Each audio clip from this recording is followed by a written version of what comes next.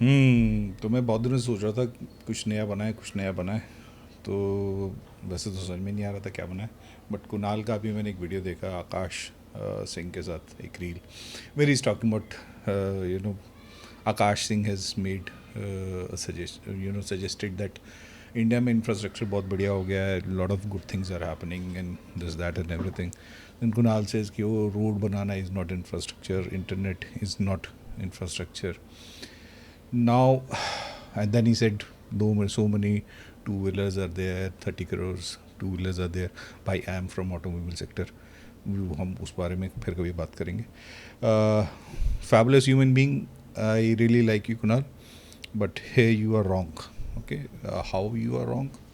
एक तो सिंपल सी बात है कि डेटा वहाँ फेंकते हैं जहाँ पे अपना लॉजिक कमज़ोर होता है ना, तो कोई ज़रूरत नहीं है डेटा वेटा, मैं नहीं जाऊँगा, मैं सिंपल चीज़ों से बात करता हूँ कि देखो साहब, रोड आना ना, रोड, मैं हाईवे की बात नहीं कर रहा हूँ जो हाईवेज बन रहे हैं अब, रोड आना भी एक तरक्की का मानक है, मानक है ना। तो तो उसका रीज़न ये है कि उसकी चारों तरफ डेवलपमेंट शुरू होती है, उसके आसपास गांव में भी अगर सड़क आती है तो उसके चारों तरफ दुकानें आ जाती हैं, स्कूल आ जाता है, पंचायत घर आ जाता है। पंचायत में देखा झगड़ा सारा का सारा सीरियल में सारा सड़क के ऊपर का ही है।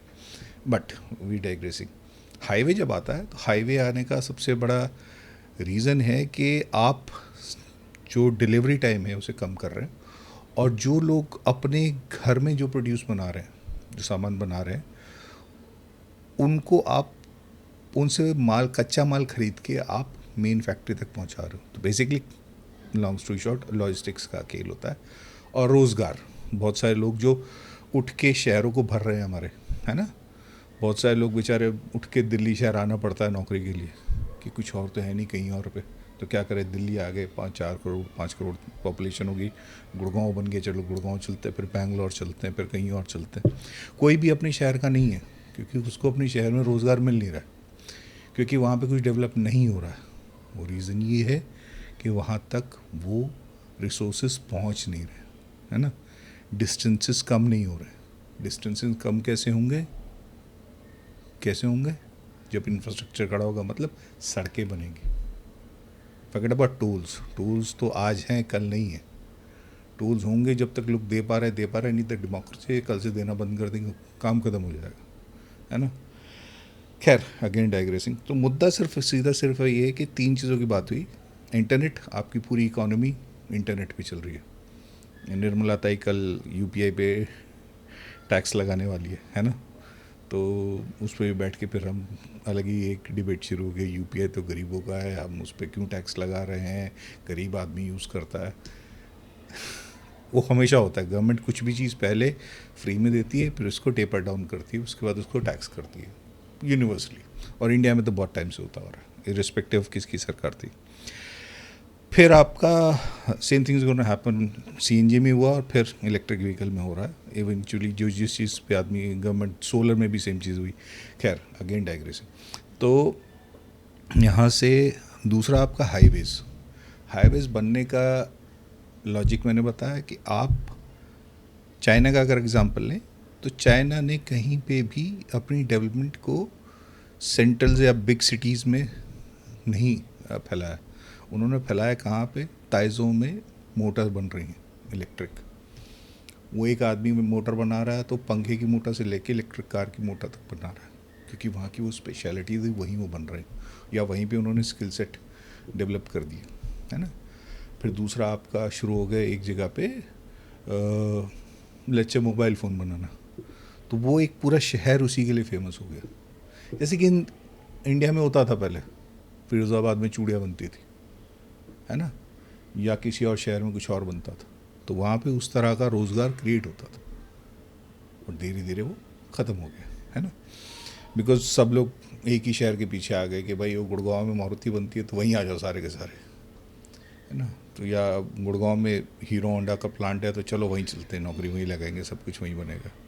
इवेंचुअली वो ये चीज़ें ग्रेजुअली जो जहाँ पे होनी थी, अच्छा ये सब कंपनी आई क्यों थी यहाँ पे, क्योंकि यहाँ पे एयरपोर्ट था। Again logistics and transport. जितने शहर बड़े हो रहे हैं, डेवलप हो रहे हैं, वो क्यों हो रहे हैं? क्योंकि वहाँ पे सड़कें हैं और सिचुएशन बेटर हो रही। खैर, बहुत लंबी चौड़ी कहानी है। एक छोटा सा किस्सा सुनाता हूँ। Around 20 years back I was working with export company.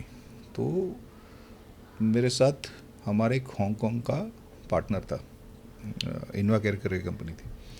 तो हांगकॉन्ग ऑफिस से आया था, अमेरिकन कंपनी हांगकॉन्ग ऑफिस से आया था। वहाँ से उसने आके अपने क्या कहते हैं, और हम छेड़ा करते थे, जितनी भी चाइनीज़ बंदा देखते थे ना उसको हम छेड़ते थे, कह रहे यार तुम लोगों को क्वालिटी प्रोडक्ट नहीं बनाना आता, India is known for quality. हम लोगों की टैगलाइन होती थी कि क्वालिटी चाहिए तो इंडिया आओ, क्वांटिटी चाहिए तो चाइना जाओ। और हम Indian exporter were very pumps, बहुत एरोगेंट थे। मतलब काम को मना कर देते थे कि बाढ़ में जाओ भैया, ज़्यादा टाइम का प्रेशर मत दो हम पे, हम तो इतने में करेंगे, हम तो क्वालिटी करेंगे। खैर,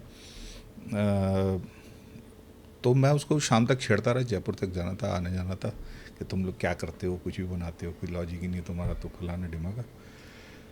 शाम को उसने मुझे बोला कि Manu, can you convince me today कि, और रादर अश्योर मी टुडे कि आज हम यहाँ से एक शिपमेंट निकालेंगे, आप 13 दिन में वहाँ भेज दोगे, अपना क्या कहते हैं अमेरिका में पहुँच दोगे उसके कस्टमर के दरवाजे पे। मैं कहा नहीं यार, यहाँ तो बहुत दिक्कतें होती हैं, रोड्स नहीं है, करप्शन है, फलाना डिमाका, 1,500 प्रॉब्लम है, तो वी कांट कमिट, ऐसा कुछ कमिट नहीं कर सकते। कहते that's where China will beat you. China is building roads, China is building roads everywhere, even now. That's where they're connecting. Even वो चाहे पाकिस्तान तक में रोड बनाने में लगे वो सी पैक। खैर, तीसरा आपका क्या पॉइंट था? एक तो ये था कि रोड वाला, हाँ, ज़मीन जो किसानों से खरीदी जा रही है। देखो, किसानों से ज़मीन तो खरीदी जाना ठीक भी और गलत भी, उसका यूटिलाइजेशन गलत हो रहा है वो बात अलग है, क्योंकि वो सिर्फ एक रियल एस्टेट मार्केट बन के रह रही है। लेकिन जब आप 150 करोड़ लोग हो तो आप कहीं तो रहोगे ना, तो ज़मीन कहाँ से जाएगी? मुआवजा कोई प्रॉब्लम है नहीं, किसान बहुत स्मार्ट है इस देश का, मैं जहाँ तक मैं जानता हूँ किसान ने आज तक कोई नुकसान नहीं खाया ज़मीन के मामले में। ख़ास तौर पर I am coming from the place जहाँ पे किसानों ने अपनी ज़मीनें मुआवजे में दी हैं।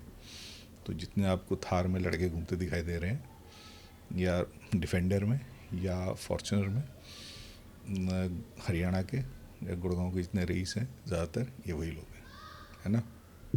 जय बाबा की।